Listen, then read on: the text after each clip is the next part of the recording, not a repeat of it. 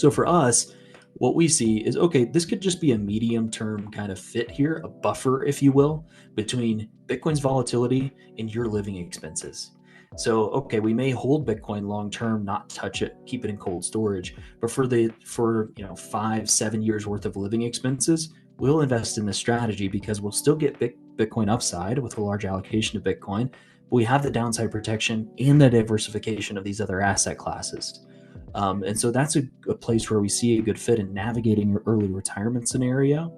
The other side of the coin is somebody who may have, let's say, 20% allocation to Bitcoin, but they would like higher performance from their TradFi, if you will, portfolio or their TradFi assets. So their 20% allocation to Bitcoin, 80% is index funds, let's just say. S&P 500, keep it simple. Well, if we're outperforming the S&P 500 by 15-20% a year, and we have less downside volatility, we have higher diversification, so less risk overall.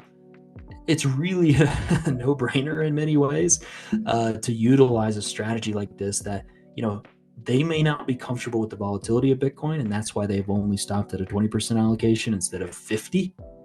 But if we modulate and buffer that downside with going to cash in bear markets and still having these other assets, they'll have a really good experience to the upside and the downside. And so we're super excited about it because we believe it can be the best of both worlds for many people in various situations. But that's just an example.